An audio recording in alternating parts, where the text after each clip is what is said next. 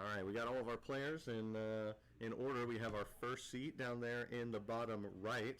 It is a Krom Rayhan, last of the Abzan. That is our #1 Swiss seed winner, Brandon.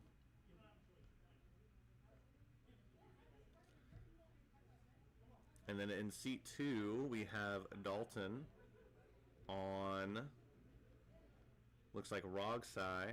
Very familiar deck list for a lot of avid cEDH players. And we're going to go ahead and kick it off here. I'll keep talking with you. We're going to start with a City of Traders. Looks like Signet, Mox Opal, Lion's Eye Diamond. Here's 2 mana.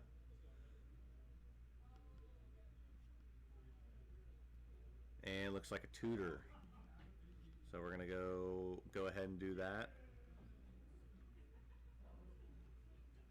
Exile a card, and it's gonna go over to our Rogsai player Dalton. Again, #2 in our Swiss seeding over here on Rogsai. Here's a Marsh Flats and a Fetch. We're gonna see what they're gonna go get. A lot of partner commanders here, taking up a lot of space. There is no doubt to the strength of the partner commanders, but there's also not a doubt to our Kefka player and their abject strength.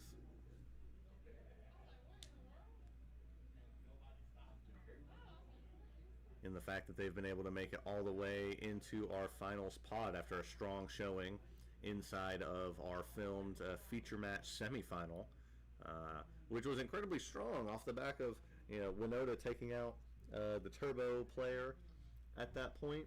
Kind of left the door open for Kefka to find some good cards with some card advantage as we go Dark Ritual off of a Marsh Flats Fetch. And is that Necro Dominance? So we'll go ahead and play that.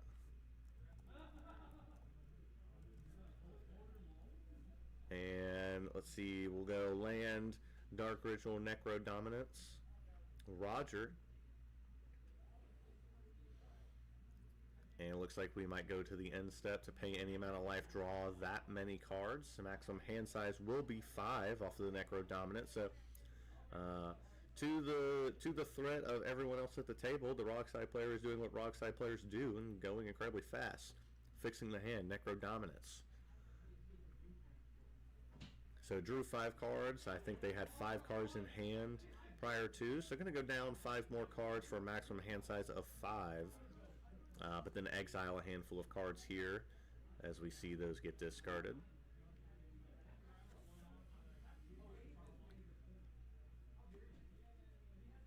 So we'll have to see where that ends up.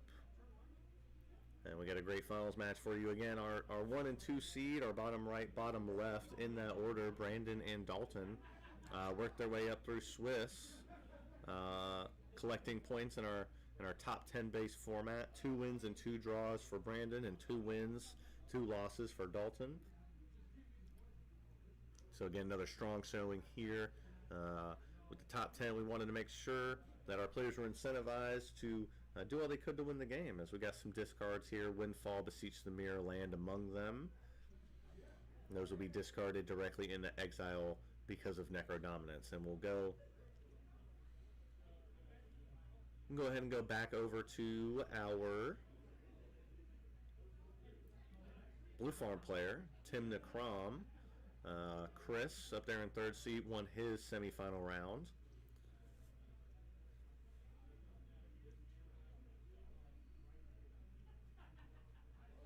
After 2 wins in Swiss and some opponent match percentage, match win rate percentage, put him outside of the top 2.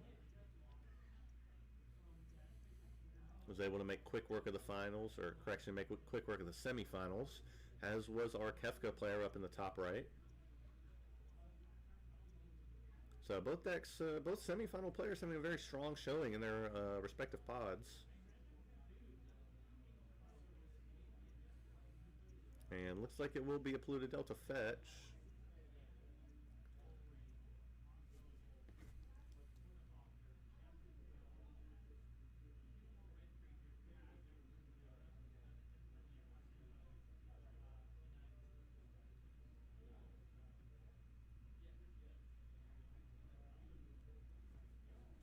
And it looks like that we'll fetch off the polluted delta into a volcanic island.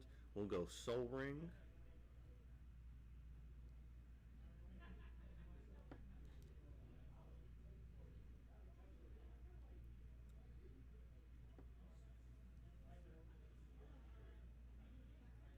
And a pass of the turn.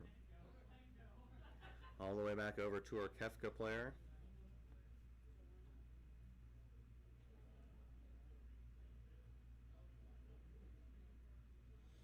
So already in this game we've had a whole lot going on as our Rogside player looks to be paying 30 life.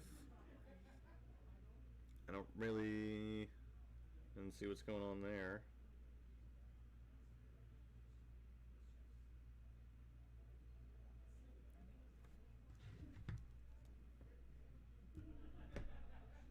Everyone drew past. So our Kefka player went Arid Mesa go. Our seat 1 Brandon down there in your bottom right went go, a draw go. And now we're in the bottom left hand corner.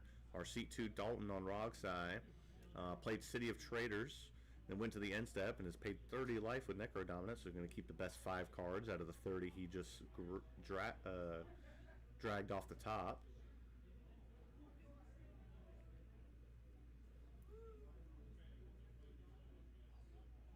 And a lot has happened this game. The Ristic City you see exiled in the bottom right hand corner ate the MindBreak trap from the top left player Chris on Tim Necrom.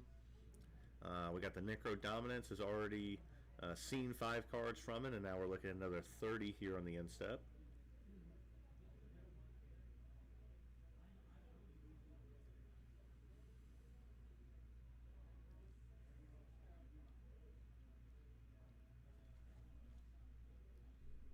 So let's see what's going to be able to happen here. There is certainly a Underground Sea and a City of Traders in play for our Rogside player Dalton.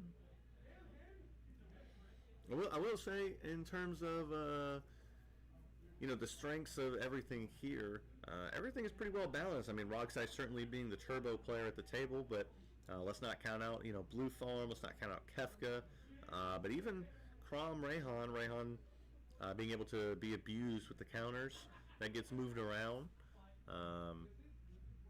it's still very, very strong. I mean, that scene by Brandon winning his very first 2 games that he sat down and played. So on his way to the finals, it was a pretty quick trip. And it looks like we're trying to keep 5 cards here, excuse me, for our seat 2 player Dalton. And I'm not sure that we're going to have anything relevant be exiled. If there is, we'll try to pick it out, as I'm sure they will be very clear on what they're discarding in the exile from Necropotence.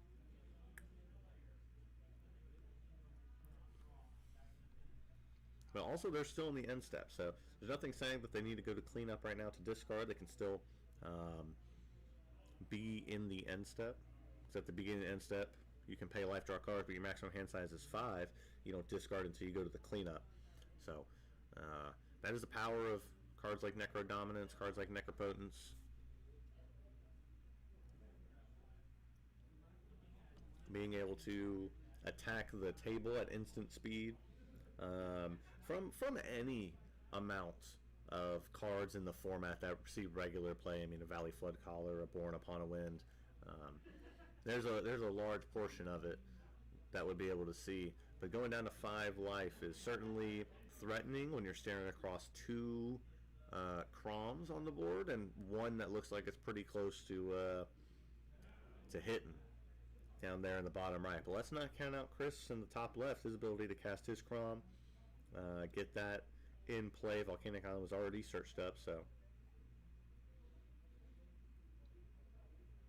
got the specific duel for that commander's color pairing.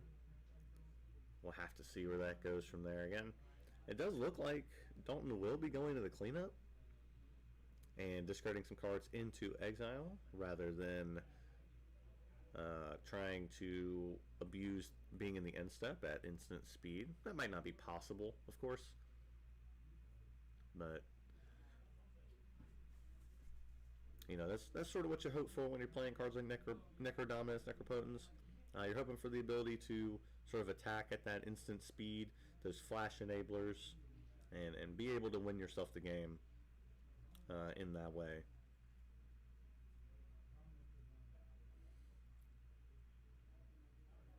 I think sort of, you know, definitely some leniency here with the players. I mean, 30 cards in hand is certainly a lot. So we have the players with a large amount of time here. They are under a 150 minutes time restriction. That is 2.5 hours.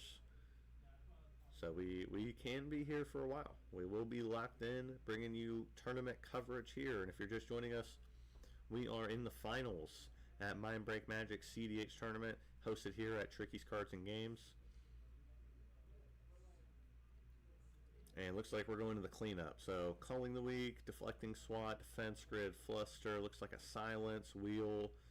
I saw an ad nauseum, MindBreak trap, final fortune, pact, gamble. Handful of cards there discarded directly into exile because of Necrodominance into the cleanup step. But the best 5 from what was found among them has been kept by our Rogside player. So here we go. Here's a land, here's a fetch, and we're going to see what goes on. What our blue farm Timna Crom player is going to be doing. Looks like a plateau there.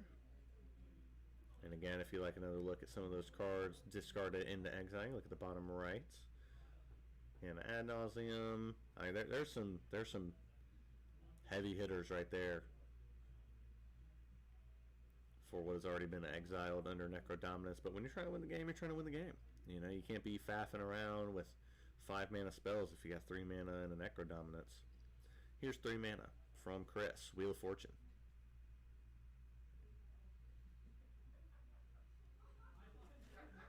And we got a handful of players with something to think about in. I mean, certainly the Rogside player, after crafting the best 5 that they have, is certainly inclined to keep here. Our Kefka player looks like they have an immediate response, though, so we'll go Arid Mesa Crack.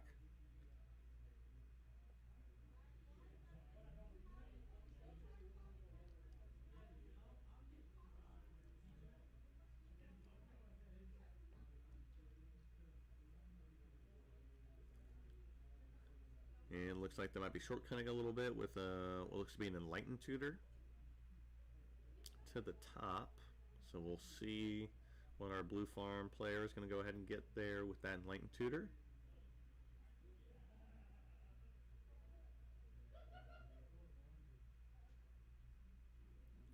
And it looks like a Lotus Petal will be the Enlightened Tutor target. So yeah, I definitely expect a big fight over this. The Necrodominance in the play, crafting the hand of Rogsai is definitely not wanting to be wheeled. Again, crafting those 5 cards. Our Kefka player certainly has already indicated that they are not happy with this Wheel of Fortune, cracking the Arid Mesa in response. Maybe just to draw the land out that they're looking to grab, but I would imagine it's likely something more response heavy, should we say.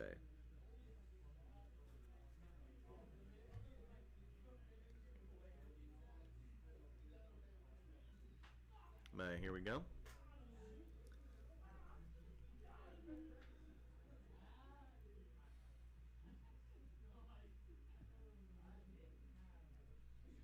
And it looks like Wheel of Fortune, yep. Our Rockside player did in fact have an insane hand there. We got Fierce Guardianships discarded. And that Wheel of Fortune will go through. So certainly not happy is the Rockside player about exiling their Thassa's Oracle and one of the 2-card Monty Wincons there in Tainted Pact, I believe. It's just going to be a Lotus Petal and a pass of the turn. So potentially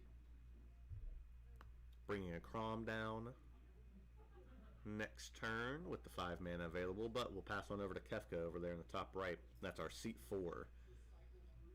And that'll be Mana Vaults for the Volcanic Island.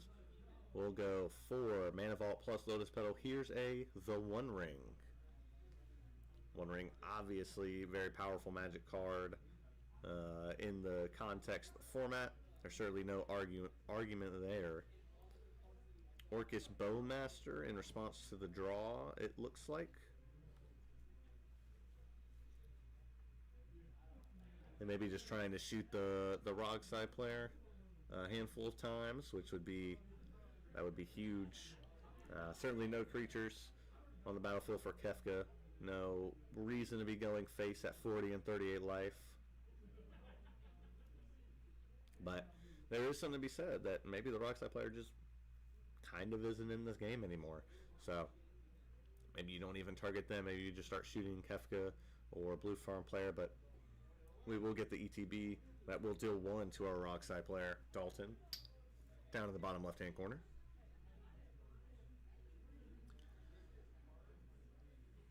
And then second off of the draw from the One Ring. Well, I guess if the One Ring resolves, you can't target or the Kefka player anyways. They do have protection from everything. Here we go with the Lion's Eye Diamond. Maybe time to manual this out. Nope, value Lion's Eye Diamond and pass. This will pass back on over to our seat 1 player. This is the first turn of turn 3 in the turn cycle. Here comes 3 damage. And we're going to flash in a Demonic Consultation. Well, not flash in, but we'll cast Demonic Consultation, I guess.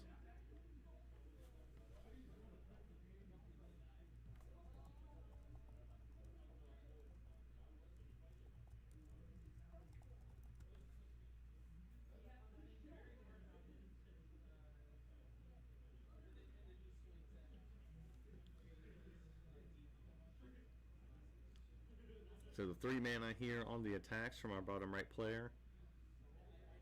Yep, that will eliminate our bottom left player, our number 2 seed Dalton. After 2 wins on the day, his night, shall I say, ends early here in the finals. But a top 4 nonetheless is huge.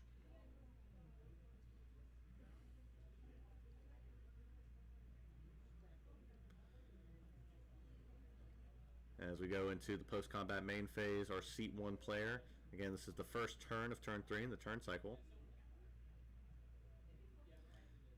And we'll have 2 off the Ancient Tomb. Let's see what Brandon wants to do with it here. Crom Rayhan.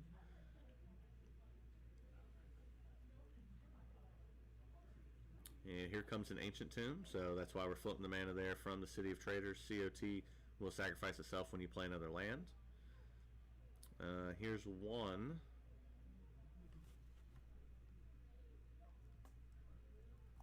Dark Red. Start with a Dark Red is always a terrifying statement, but we'll add 3 black into the mana pool. And here's 2 more. Take 2 damage down to 38. That puts 4 in here. Here's an Ad Nauseam maybe. Wouldn't surprise me.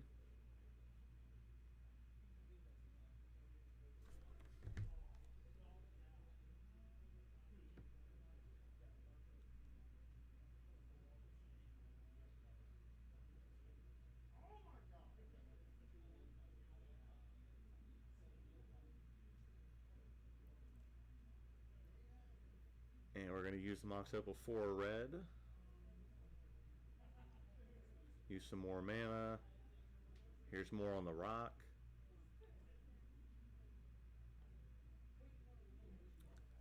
And it looks like Wishclaw Talisman is the card. We're going to activate Wishclaw Talisman. And then we're going to go, and looks like we have Ad Nauseam mana. So if there are no counter spells here, which, not going to lie, doesn't seem like that here. From our other players, so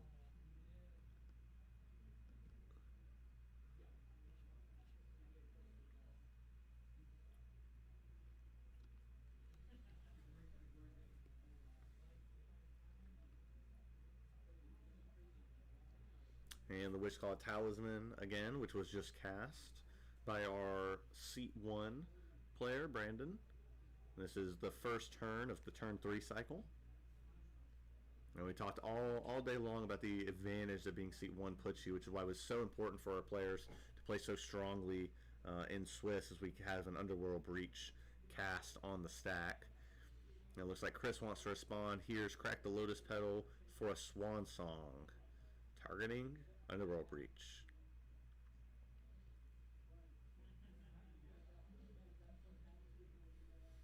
And it looks like the Underworld Breach will receive the counter spell.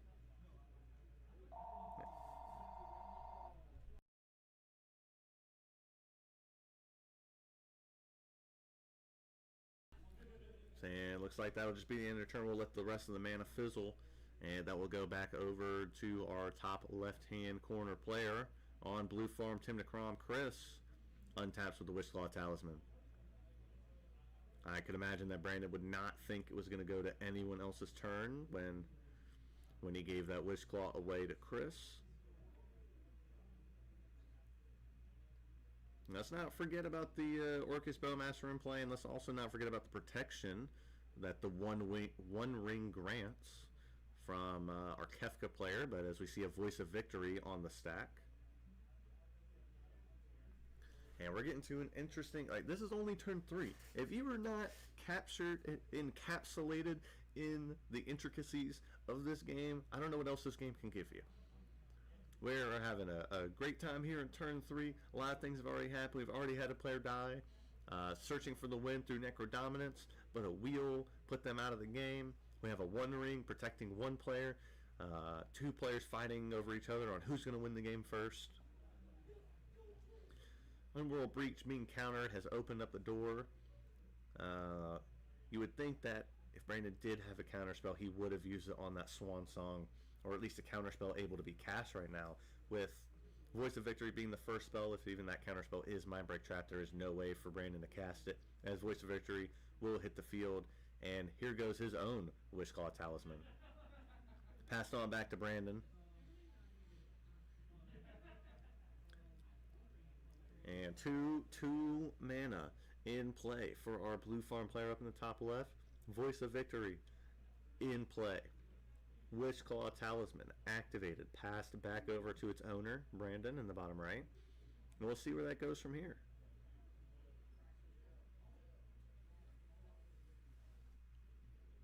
We'll get the tutor. We'll see what the play is, what the plan is. Chris will say, I'm grabbing this card.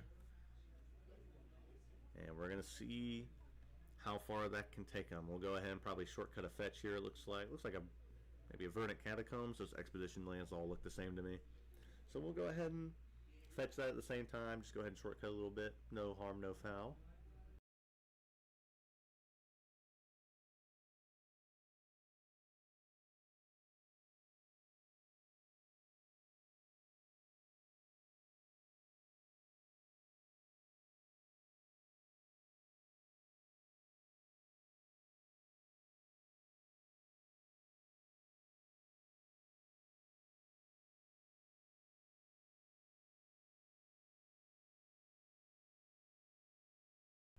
And it will be a cut of the deck here.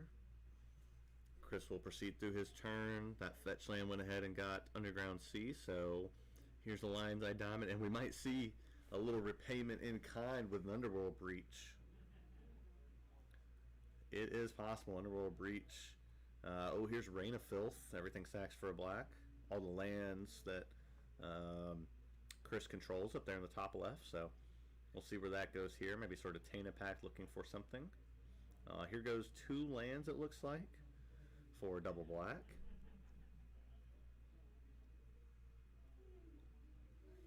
And 1 more. We'll make Intuition.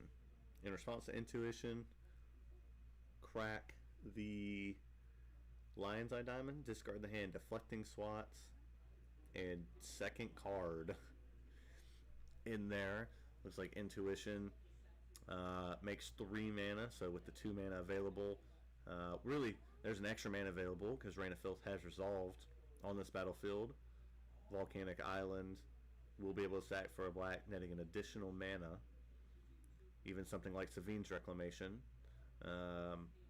being put in the graveyard is not too big of an issue here, but it looks like we're going to get Savine's. If I were to take a guess, it's probably Savine's Reclamation, Underworld Breach, and Thassa's Oracle. You can still manually get there with Wheel of Fortune. You can also use Brain Freeze here instead of having to risk going to get Thassa's Oracle. But looks like Mana Vault will be the play here.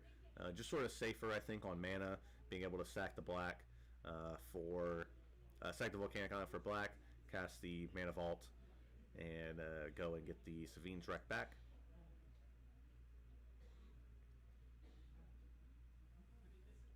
But Voice of Victory resolved. This game is looking like a wrap. Brain Freeze received. Brain Freeze likely to the hands. Well, I guess there is no red. There's no red floating.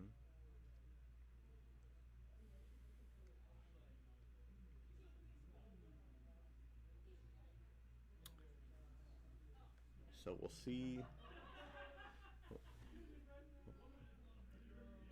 Yeah, and that'll be the game here.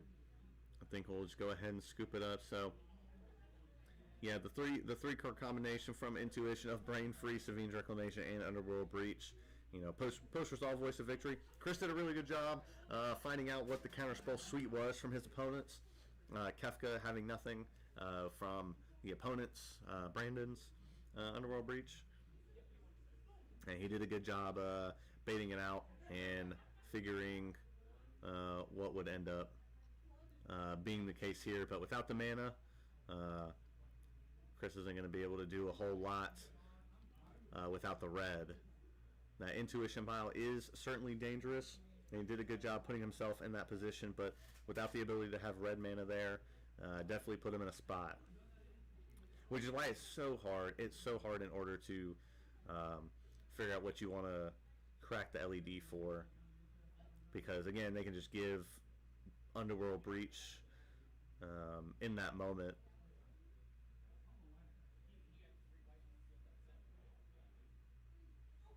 We'll go back to our Kefka player Austin and go back to their turn, and he's gonna. I mean, if our player Austin here can push for the win, that would be huge. You know that Brandon doesn't really have a counterspell, but has a Wishclaw Talisman. Chris went ahead and fizzled, has one card in hand, and it's Underworld Breach. And again, Chris did a really good job sort of predicting where the counterspell suite lied on the table, but without the red, that was a little tough there. So how can our Kefka player manage? Again, another value LED that was played last turn. Here's an Ancient Tomb. 2 cards have already been drawn off of the One Ring. Yep, here goes Breach. I'm not sure about a tutor spell in the graveyard off of the Wheel of Fortune, but here's the 3rd Breach of the game, and this is great. We had Brandon down there in the bottom right-hand corner going for a Breach that got Swan Song. No counter spells available, so that was the end of that turn. It went over to Chris up there in the top left, who cast Intuition and ended up not having the red to be able to pay for the Breach that got put in hand, and Austin winning with his own Breach line himself up there in the top right. And our lowest seeded player in seat 4, if they say that the seat 1 wins them all, then Austin has pulled off a miracle today. Against all odds, bubbled into the top cut, won the semifinal game and extra game that 2 of the players at this table did not have to play, and then won from 4th seat. It was a masterclass of the right time, right place. Certainly that there were some things that worked for him, but if that can work for our big Kefka player, Austin Mender, you know, that's how you pick up a win. Picking up the win in the semifinal put him in that position in order to be able to get lucky in the rounds, in the finals. So, you know, even though that was the case here, Still a good 4-seat victory from Austin, and he will be our winner, our champion of our first ever MindBreak Magic cEDH event.